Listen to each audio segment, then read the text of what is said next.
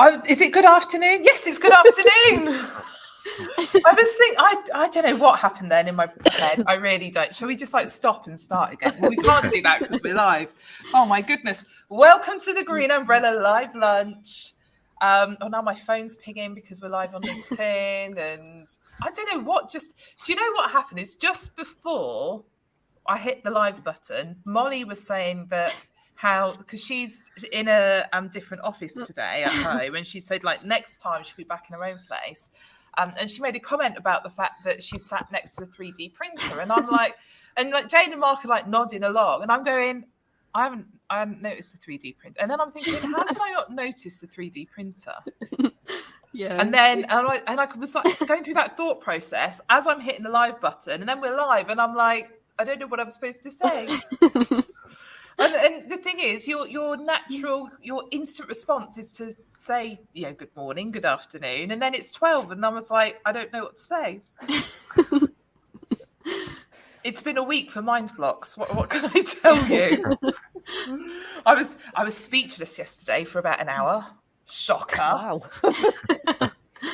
But there you go. That's another story. I'm sure we'll tell you another time. But yes, it is Thursday. It's 12 noon. The notifications have gone out. People know that we're live. Hopefully some people will be jumping on in the next few minutes to find out what on earth we're going to be talking about this time. We're at episode 137.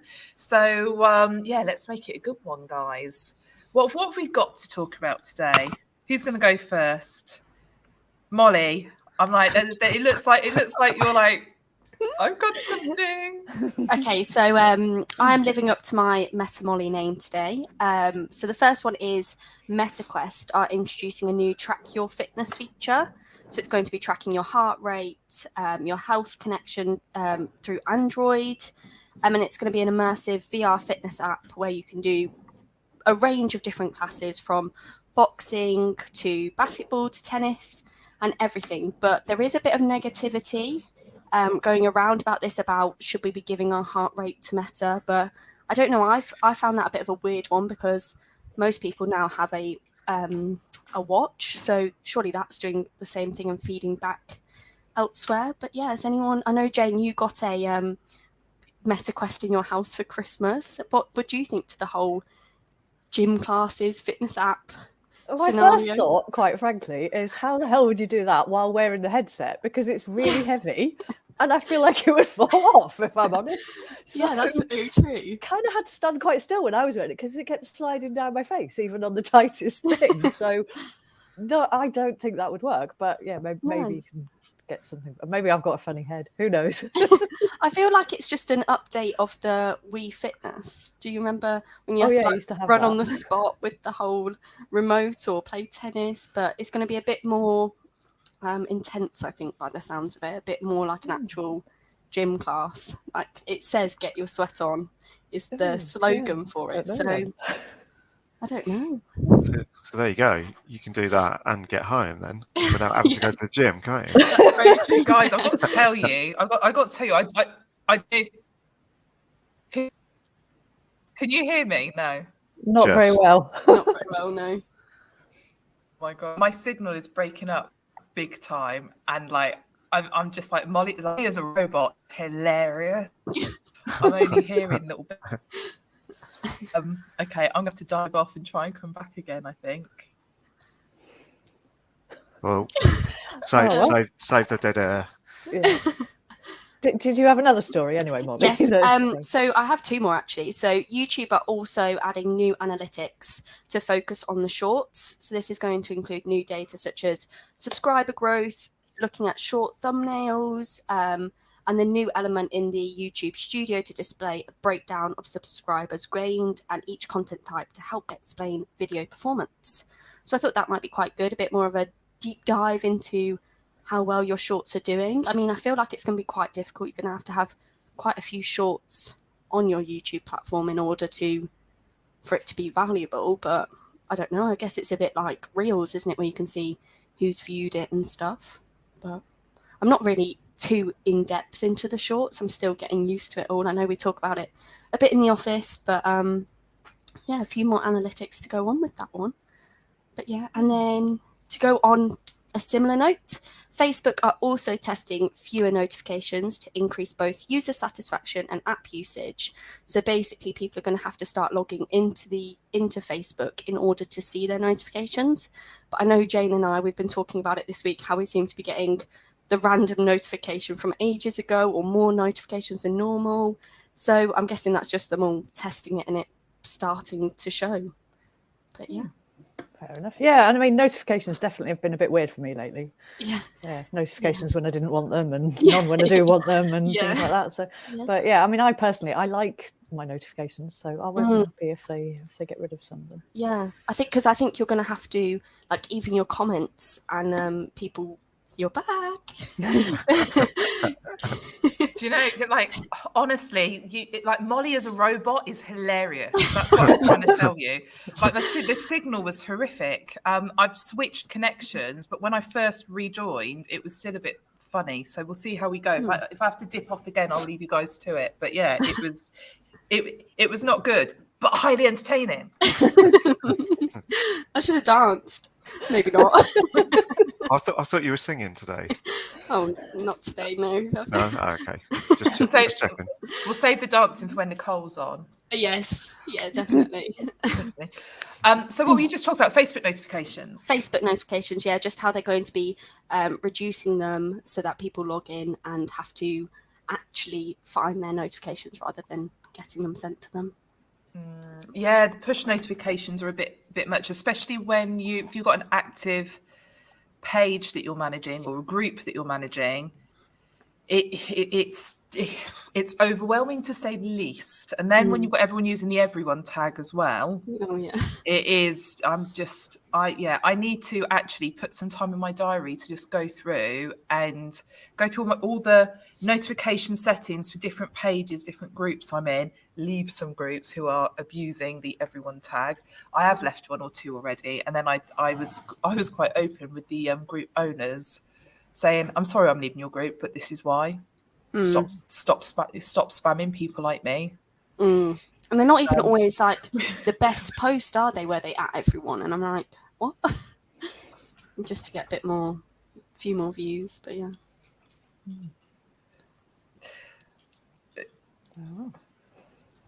Yeah, you're breaking up for me again. Oh, right. Oh. Well, you're all right this time. Yeah, definitely. Yeah. All right, so you'll just see me pull my faces going like, what did she just say? I thought I said something wrong because you didn't say anything back. I was like, no. You're fine. Totally fine. Carry on as normal. Yeah. Cool. So what else have we got? Jane, what have you got today? I've got a couple of bits. The first one is, I don't know if anyone has noticed that Twitter had suddenly started cropping images again. I don't know if you remember, there used to be little rectangles, then you were allowed to see the full image. And in the last couple of days, they've gone back to little rectangles again. Apparently, it's a glitch. So if you're worried about it, why is my image looking rubbish? It is just a glitch and they are going to fix it. So don't know when, but we'll see. So another one I've got about Twitter. It's a shame they don't say that about Elon. You know all this Elon Musk stuff. It's just a glitch. We're going to fix it. Probably is. In a year's time, they'll look back and go, "What was that glitch?" Another Twitter one I've got is something we talked about before, which is where people add context to things.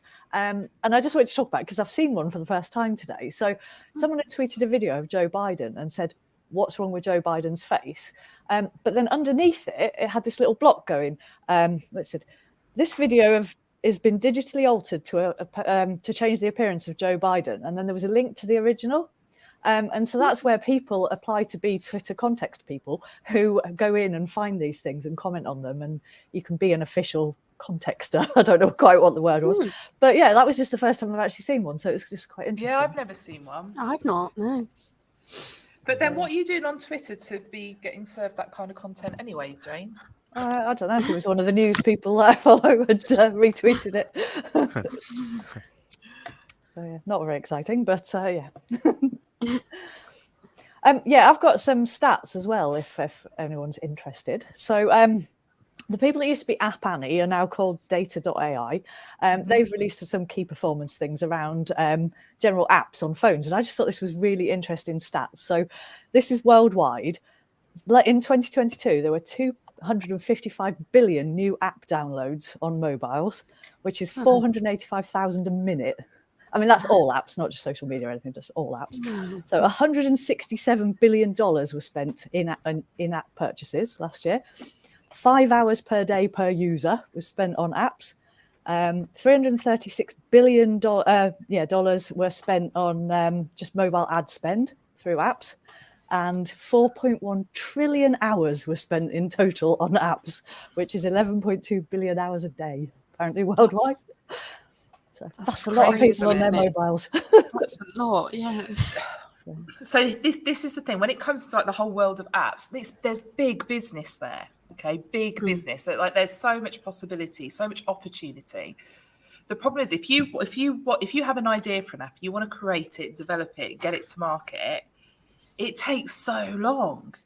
Like all the stages you need to get through, like even the funding and stuff like that, and then you get it funded, you get it, so you get some sort of dummy, you get it funded so that you can get the funding, so you can start building it. You have to go through sort of, I say you have to. A lot of people go through several builds, but I'd say sort of 3 or 4 versions before they're even at a point they can test it. Then you're testing it. Then you've got to get then you've run out of money, so you need more funding again to be able to do the final to then actually just start marketing it. By the time you're actually ready to think about taking it to market, there's when you started, this was innovative and there was nothing else out there like it, and by the time you're ready to go to market, you're one of 100.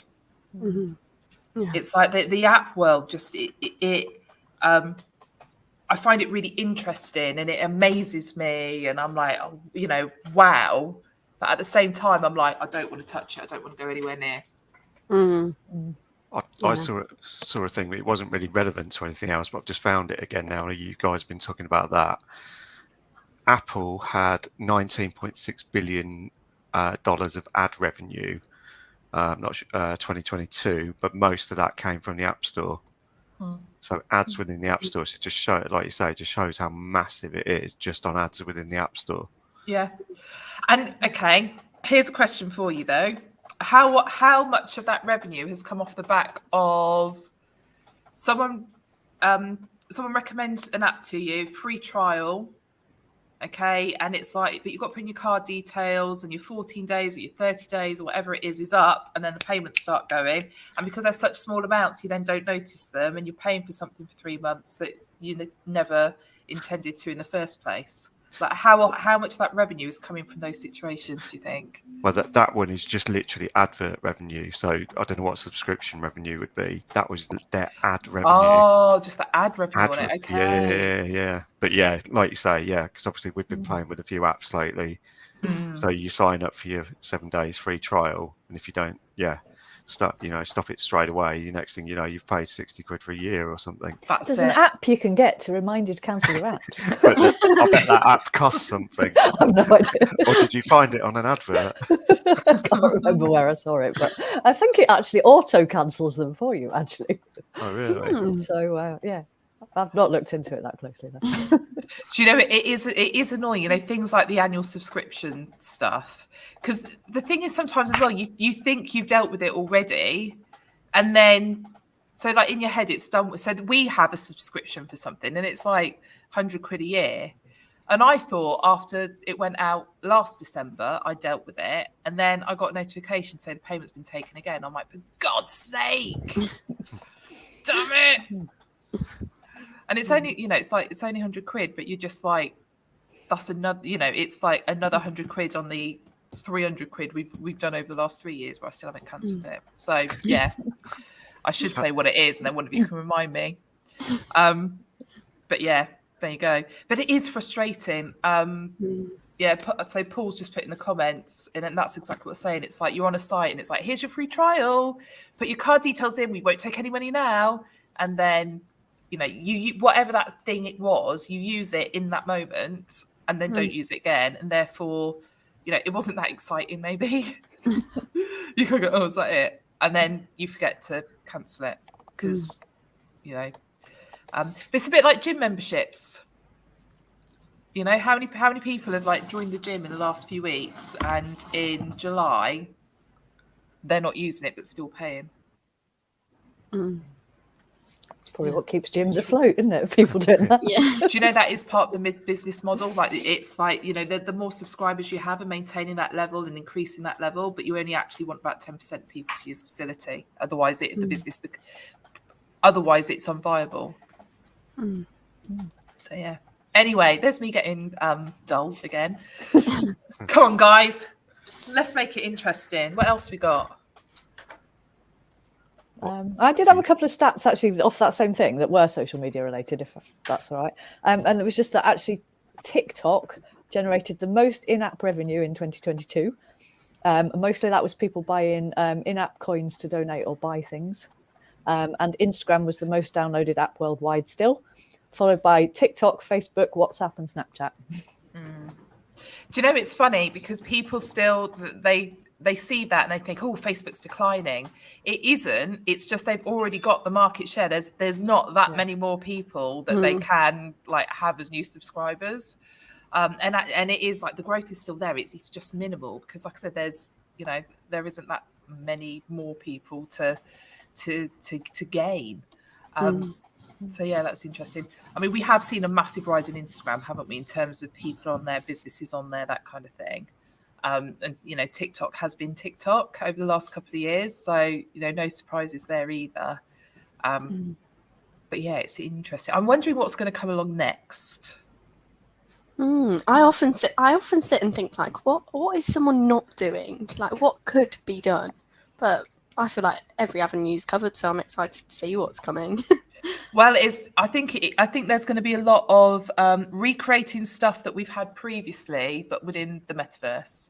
And I know you like that. That was the bit where I was losing my signal and stuff, so we won't dig into that too much. But it is like, what was happening in the you know, when there was no social media, or even if you go back, let's say you went back to the 50s. What was happening socially then? I think there will be apps that recreate that in the metaverse. That's well BM, by the way. Well, BM. Well, BM. Well, BM. That's well JP as well, thanks. But do you know what I mean? It's like I think we'll be having like, you know, there'll be like Great Gatsby style affairs. Yeah. And the thing is, I'd be well up for that. I think I would. You know, when you see in like the films and they're doing their socials, they're like not their socials as like we do socials, but their grand balls and their dances. Yes. Oh, can you imagine like on like I don't know what the language is because I'm so not this person, but oh, you know, like I don't even know how to describe it. You know, like medieval banquets where you'd have like and you know, with the dancing and everyone knows it and everyone's going in the right direction. Yeah. You know, I need to stop talking about this stuff, don't I? Yeah, but imagine you'd just be stood in a room on your own doing it. I know. Yeah, but you're in the metaverse. Yeah, but if anyone was watching from the outside, you'd just be. It's no different to you just doing it live on air. It's like synchronized. We could do. We maybe we should do like a synchronized something or not. Should we not? Should we not? Just pretend we did. A virtual afternoon tea or something. I'd like that. See, I love afternoon tea. Afternoon tea is one of my favourite things. Mm-hmm. See, because I'm like, you know, people think I'm the party girl and the rest of it. Like that, you know, they think I'd much rather be in a club somewhere at like 4 o'clock in the morning.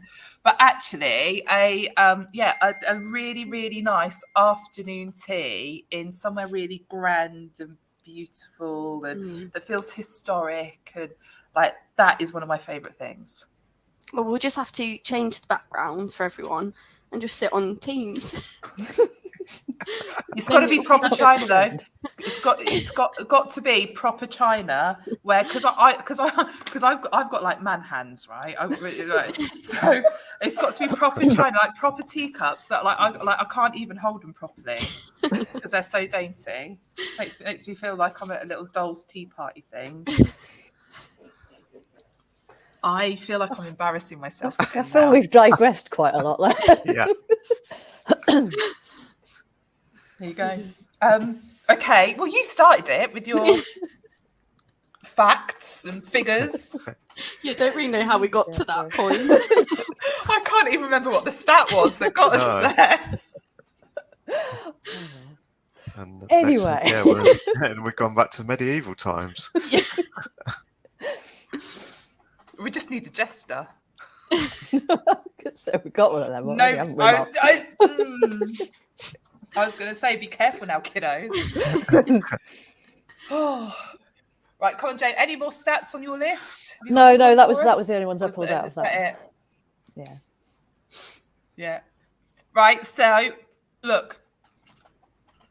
Yes, Paul Green. Yes, Fawsley Hall, just down the road from us. Yeah. Yes, they do a very, very nice afternoon tea. And when I was talking about like what I like in an afternoon tea and the environment, that's exactly the place I was thinking of. So yes, they do. And yes, I've been, and it was wonderful. There you go. Next day out. We're all going. Nicole said our next social afternoon tea with lots of prosecco. Hell yeah! Or a beer for Mark. Not sure about that. Yeah. I'll have the beer. You lot can have the rest of it. Actually, do you know what? It was me and Bella went to Fawsley Hall for afternoon tea. And I say about the party girl thing, right? But Bella and I had afternoon tea at Fawsley Hall, but we did have the champagne and cocktails with it. So I guess it's like, more like a bottomless brunch then. I like those too. Just in a posher location. Excellent. Paul Green wants an invite. I'm like, we'll see. Maybe we'll go for a dry run ourselves first. see how it goes, and then we'll bring some guests in. Okay, right, Mark, come on. You must have something for us. Get us off this track. Get us into something that actually has some value, other than me talking about afternoon tea and cocktails. Well, I don't know about value, but obviously lots of Chat GPT stuff knocking around at the minute. So obviously you wrote a blog last week on sort of AI copywriters and things like that. So we've been sort of playing with different bits since then. So obviously Chat GPT itself, having a look at that. And we'd already had a look at another sort of AI sort of system as well. So it was interesting sort of comparing things and looking at different functionalities, what they're good at, what they're not good at, obviously potential issues, some of the things that obviously you'd highlighted in the blog anyway. So yeah, it's been quite interesting having a look at some of that stuff. So I think there's massive potential using these AI tools. And I think it's important we differentiate that they are AI tools. I don't want us to think of them as AI writers. Okay, because if we think of them as AI writers, we'll depend on them to write for us. Okay, if we think of it as an AI tool, then that's when we're thinking of it as something that can help us do what we need to do better. Yeah. It's if you're stuck for an idea, you go into the tool and you're like, give me some ideas for this. You get some ideas back that you can then develop. That's cool. If you're going to do a copy paste job, then that's when things start becoming soulless. But that was one of the things. I've got loads of articles open at the minute. I'm not sure which one it's actually in, but one of the things that OpenAI, who are the developers of Chat GPT, are on about doing or potentially can do is actually some kind of digital watermark in the background of the text. So obviously, normally with a photo or something, you've got your sort of semi-transparent logo or something on it to show how it's been created or something. But they're on about putting, sort of crypto text in the background or something, so it can be identified that it's been actually artificially generated. And then that led me down another rabbit hole of reading stuff on the bad things that it could potentially do, like writing spam emails, and then it could be combined with some other coding tool that way beyond my sort of knowledge, but it was crazy.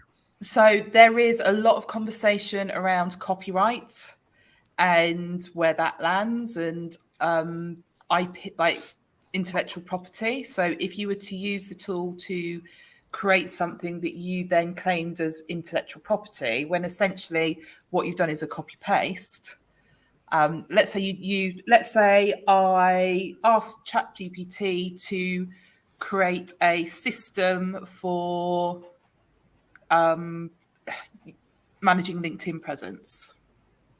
It would spit something out for me. Okay, it would give it a name, it would give it a description, it might give it some steps. If I then took that and said that was my IP, had it registered, went out, ran a load of courses, made a bunch of money off the back of it, then, essentially it's like, is it really my IP? Should some of that revenue be going back to Chat GPT or copy.ai or like Write Sonic or, whichever of these tools? So it's a really interesting question around the copyright stuff. Again, that was one of the things that there's on ChatGPT. There's probably going to be a premium because at the minute it's free, essentially, or you get so many credits to do so much stuff. But they might introduce a paid pro version of that anyway. So I suppose that, then would essentially, I suppose you're almost getting into a situation at some point where you're almost licensing that content for your use, a bit like you would buy a photo or something like that. So whether it will go down almost that kind of route eventually. But they said, obviously we were talking off air, like obviously you couldn't even get on Chat GPT today because of the number of people trying to get on there.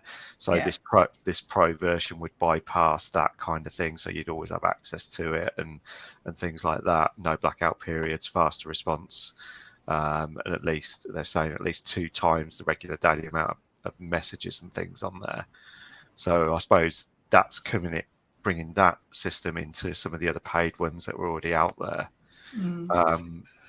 I mean, the things where it's good are if you've written something and you're not a confident writer, being able to paste that in there and say, what tone is this? What tone does this text have? Or pasting it in there, something you've written, putting it in there and saying, can you make this better? Can you make this friendlier? It's like if you're trying to write something. I mean, I do it all the time. I write angry emails, then I give it to you guys to read before I send it, and then you're like, "Do not send that email, Christina." Right, and I have to delete it and start again. But I could put that email into that and say, actually, what is the tone? And if it comes like the tone is angry, okay, well, can you calm it down a little bit? Or if you're someone who is, not very good at being direct and throwing your toys out the pram, then actually you could put that in there and say, like, can you make this sound angrier? Yeah. I put some copy in there that I'd written, and I was playing with that. So in Chat GPT, when I was seeing what that could do, and I was like, make this friendlier, make this mischievous, make this sexier. And it was really funny, some of the language that was coming back. I think Chat GPT's definition of mischievous is very different to mine, for sure. But this is the thing as well. So of that, there's been a bunch of these tools, and as more and more come out, obviously there's more development in the back end, right? And where something of this nature that was created 3 years ago versus today, just we're just 3 years better at this stuff. As if I'm included in that. But the accuracy of the AI is, it's just really notched up. However, it's still not 100% accurate. No, that was one of the things we were looking at yesterday, because there was an update to ChatGPT on Tuesday, I think, or early this week, which was meant to increase the accuracy, but they didn't really say how that accuracy had been increased. But then people had already done tests on it. And part of the problem with ChatGPT itself is it only takes data up to 2021. So it can't, if you were asking it a question about something before that, after that, it's not going to be able to actually formulate anything that's accurate. And then there was a couple of test questions that someone had put in there. And one of them was about how many times Argentina had won the World Cup. So they took out the fact that they'd obviously won it this year, so okay, they know that it couldn't answer that, but they answered the question twice in 2 different ways, and it still got the wrong answer. So again, as you put in the blog, make sure you fact check anything that you are actually putting through these things to make sure that it is correct anyway. Yeah. I asked it to write a bio for Christina Robinson of Green Umbrella Marketing. And it talks about Green Umbrella being based in London.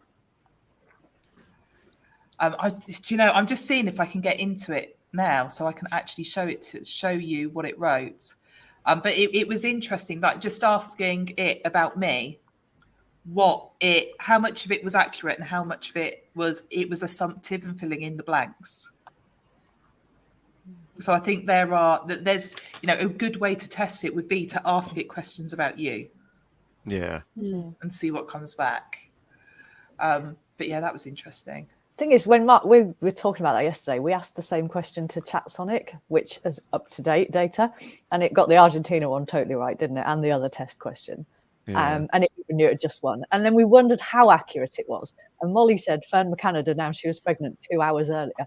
So we asked it that, and it got that right as well. So that one is proper up to date. Yeah. But obviously that is looking, I suppose the other way to look at it though, devil's advocate, is that's looking at Google.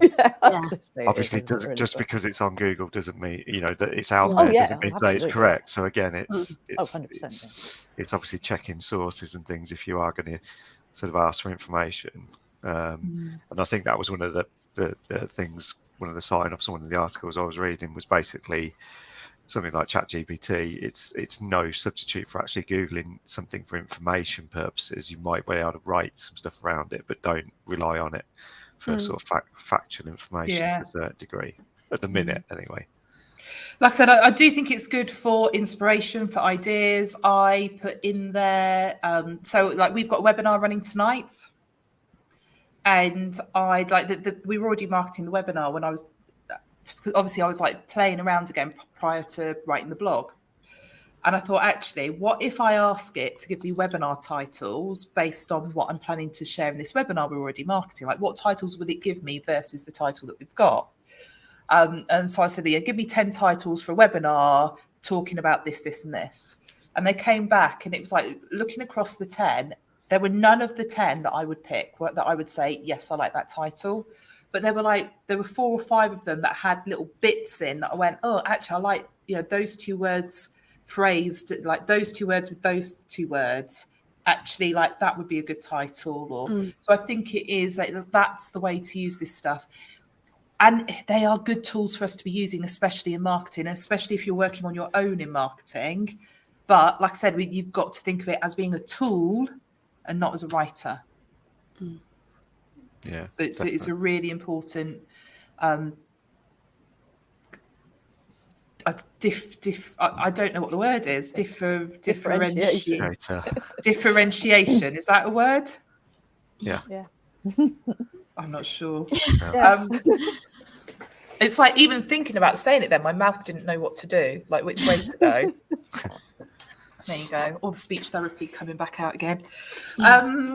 So there we go. Okay, so Chat GPT. So obviously you've got, because the whole AI tool thing in marketing, Jasper's been around for ages and ages, and they've always invested heavily in social ads, Sonic, copy.ai. So for probably about 2 years, we've sort of tested different tools as they've appeared.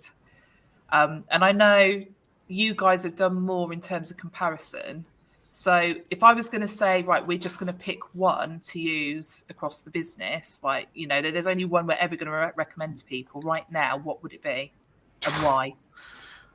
I don't know, because I did something, again, when I was playing with Chat GPT, I did a blog years ago on business cards. So I know how I write something about what makes a good business card, blah, blah, blah, blah.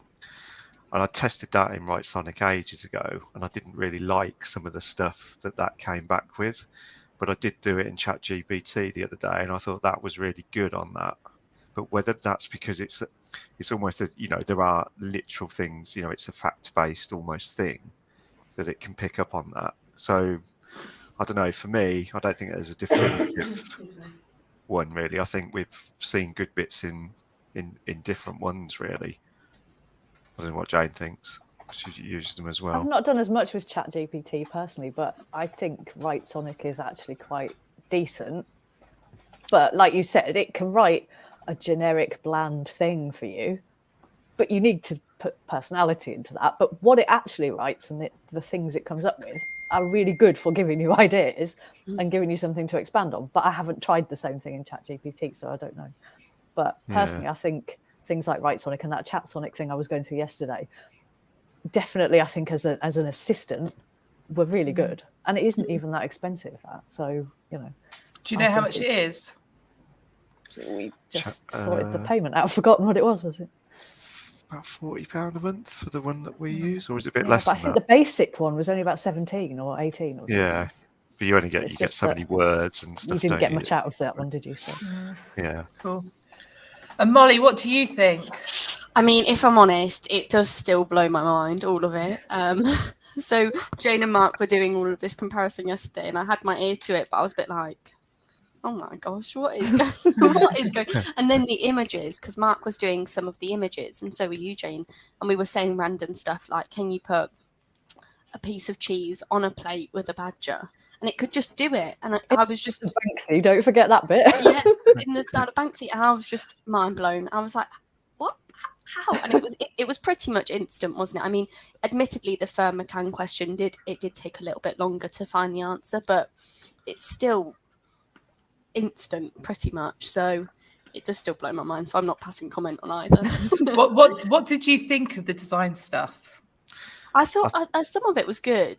I mean, there were some issues with the faces and the hands. Yeah, it can't do hands. No. Yeah, there was some freaky things going on. And then Mark, you put your face in it, didn't you? And it just slight alterations. But yeah, serial killer Mark and old man Mark. Yeah. But through the stages. I think there's definitely, again, it's only going to get better. So from an image point of view, I think there's massive sort of prospects for it, definitely, with that. Because, you know, we say, for example, like we took a photo in the office yesterday, just Jane working, and obviously put that through, it's called DALL-E 2, which is part of OpenAI. And it just created, you know, a range of different sort of, they're not like the AIs that we were talking about before Christmas, where you put your face in and all that sort of thing. So it's almost creating a whole new image. So it didn't look like Jane, apart from maybe a lady had blonde hair, but it would put another person working in a different office setting with a different computer. And, you know, and that, you know, if you think about that, that's quite crazy, really. And you can be really specific like you can with the wording. It's probably better on like the arty type images at the minute, I'd say, and a bit more rendered type things, whereas people not quite at the minute. So I did something about someone chopping a log, and the hands were actually a bit molded to the log on one of them, which was a bit freaky, you know. So, you know, there's certain limitations to it, but, you know, if it got to the stage where, you know, you're looking for an image on Adobe or Shutterstock or whatever, and you can't find anything you need, but you can actually say, well, actually generate me this, that would be amazing. But then we're back to the copyright thing. Who owns that image?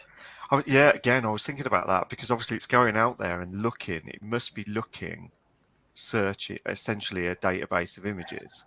So I haven't tried it yet, but again, whether it, you know, putting some of the AI generated images back into like TinEye or Google image search to see how close it is to any images that are out there, because there's only going to be a finite amount of things that it can base its sort of intelligence on. I don't know, but I suppose if the technology gets so good, maybe it can sort of extrapolate so far that there wouldn't be anything like it.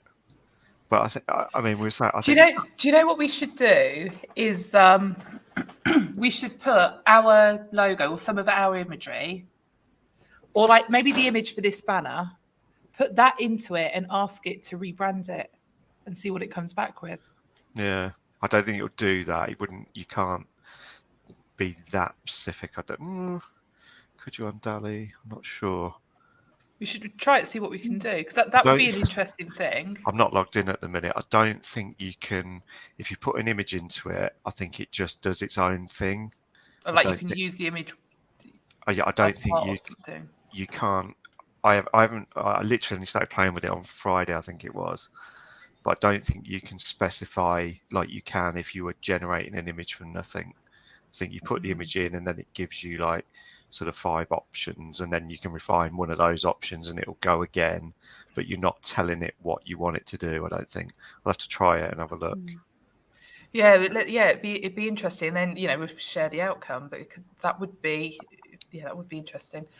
See, I haven't played with any of the image ones because as much as I love art, I'm not a visual person in a creation kind of way. So it's But then, my inability to be able to do an image search and find what I actually want, I probably should be using this stuff instead to save me some time. Yeah, I mean, there's definitely some stuff that it'll, even now, it's probably good for. And again, on one of the articles, I was looking, someone had done some experiments with, I think the whole description was like a astronaut playing poker on Mars with neon lights, really detailed, using a Canon, blah blah blah blah, and even the shutter speed and all that sort of thing.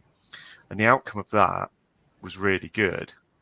But I put that exact same description in, and what came back was nowhere near as good. So whether that was a fluke or whether they'd refined it a bit more in the AI anyway, because it really did look good. And this person on Instagram had sort of, they were asking photographers for other descriptions and camera settings to try and sort of test it out and stuff. So if they'd done that and it was just a bit of a fluke that one came out that good, then it's probably not quite there, but it does also show how good it could be, because the detail in that one was fantastic. And it was a human astronaut. It wasn't like someone with a head, helmet on, and the background detail and everything was really good. Either that, or they were just lying and they just composed it, and it was just a photo. I am thinking that so I know someone who's a fine art printer, and they will print onto like metal and stuff like that. So they've done some really cool stuff, right? So I'm thinking now, maybe I will have a little play to see what I can create and then have it printed. I mean, art-wise, they were good. The ones I tried. Right, Sonic's got an image generator in it as well, hasn't it? Yeah. It's doesn't seem to be quite as detailed, but you got some arty type things that worked. I put double-decker bus on London Bridge in the style of Van Gogh, and it gave me a fantastic image that I had to save because I really loved it. And there was a few more in the style of like Leonardo da Vinci and stuff like that did look quite good. Amazing. But I think it's because it's art; it's a lot easier to do than look at a photo. Yeah. Paul's put in the comments, so Canva has AI imaging and copywriting functionalities as well, which, that it's some of that has only been in the last couple of weeks that sort of rolled out. So if you're using Canva, take a look at it there. Paul's put in the comments, you own the image and the text. I need to check that. I don't know. I haven't seen anything to say either way on Canva, to be honest, but I didn't. Can I say I honestly looked into it that deeply from Canva specifically? No. On the Chat GPT, copy.ai, right? So I've been looking at it on those platforms, but I haven't actually looked at it on Canva. So that's interesting. I should check that out. But yeah, cool. Okay, so yeah, I mean, this topic of AI and AI in marketing and the positives, the negatives, the support it can give. Like there's loads of conversation around that at the minute, loads and loads and loads and loads. So if it's if it's piqued your interest, so I've written a blog on it. But yeah, there's tons of stuff out there. Let us know. Or what you did think. you? There's part of the blog where I've said it's like that's what Chat GPT gave me. Yeah. But the rest of it is mine because I'm because there were spelling mistakes in it. Yeah, that's it. Yeah. Jane had to remove a few commas. It's hyphens. It's hyphen. I'm a bit mad on the old hyphens, aren't I, Jane? Sometimes, yeah. Cool. Okie dokie. Right. Well, has anyone got anything else? I haven't, no. No.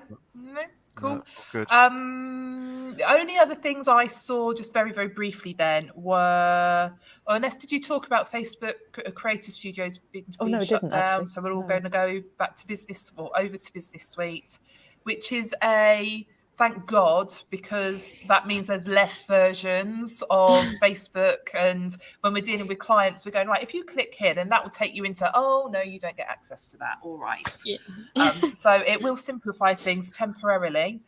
I mean, what if I said to you, Jane, Creator Studio or Business Suite, in terms of managing Facebook pages and Instagram, what would be your preference if you could only have one? The thing is, at the minute, they do different things. So Business Suite for managing the pages, but you can't schedule stuff through that. You can only schedule through Creator Studio. So that's why actually blending the two, we just put it all in the one place. So, and then, yeah, Business Suite's layout is a lot more technical, I feel, rather than the other one that's a bit more play school layout, as I call it. Yes. Yes. Yeah. I What are you can gonna say, Mark? schedule through Business Suite. Did you Yeah, say I you think- can't?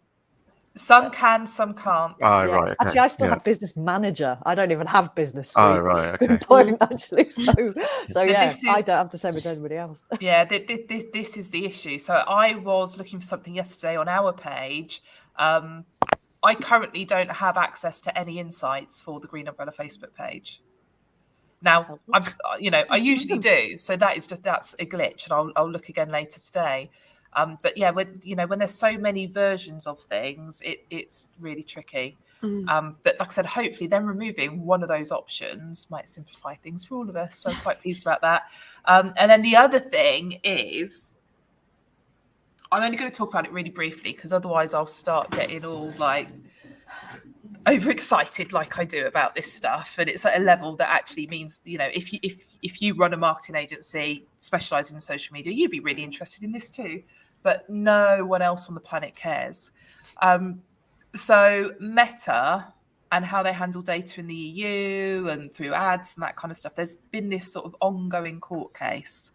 And Meta have now been, there's big fines they've got to, and the headlines were, Meta's got to change its business model in the EU because of how it handles data when it comes to the ads it runs and targeting and all that sort of stuff. So that is quite big news, but Meta's going to appeal. And this decision, like, are they within GDPR or outside of GDPR, has bounced backwards and forwards that many times that I think it's going to go to appeal, and then they're going to say, well, no, it's like, no, you're fine again. So it's a really interesting thing in terms of what will happen going forward in terms of how do Meta deal with data that allows them to target your ads. So we've got to be aware of it, because if you are using paid advertising on Facebook, on Instagram, I know some of the ads I try and run, depending on what type of ad it is, from a targeting perspective, sometimes options are there, sometimes options aren't. We're getting differing results all the time out of ads. So there's stuff going on in the background. So I think when you see all this news about these court cases, this person's been fined, that person's been fined, or been found to be clear and like absolutely okay, I think irrelevant of the decisions, attention is paid and developments are made. So, like I said, I can see I'm boring you all already with this. Sorry.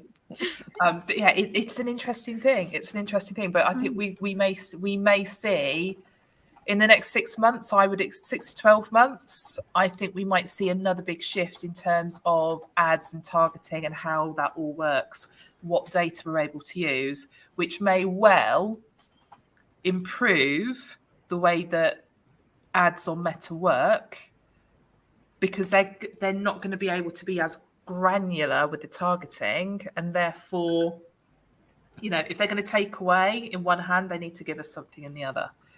So it'll be interesting to see how it all plays out. But they were my only two things. And like I said, obviously, really freaking boring based on all your faces. No, I do find it interesting, but yeah, it's still. Yeah. Just don't know what to say about it. Yeah, You're like, speechless. okay, Christina. Do you know, someone put a message in a chat I'm in on WhatsApp, and it was like the article about it, and I was just I literally dropped everything. I was like, someone wants to talk about this. Dropped everything. I went little mini rant. I know it's hard to think of me ranting, isn't it? So yeah, mini rant, and then there was just like no frigging response. I was like, okay. Misread that one then. Bit like now. Anyway, there we go. That brings us quite nicely to the end of another Green Umbrella Live Lunch. We will be back next Thursday, 12 noon on the Green Umbrella Facebook page, YouTube, and also my LinkedIn profile. So if you have nothing better to do next Thursday at 12, come and hang out with us. I'm sure we'll have something riveting to discuss at that point, more marketing stuff and what we've been up to, and might even have a guest. Let's see what happens. But in the meantime, have an amazing week, everyone, and we'll see you soon. Bye for now. Bye.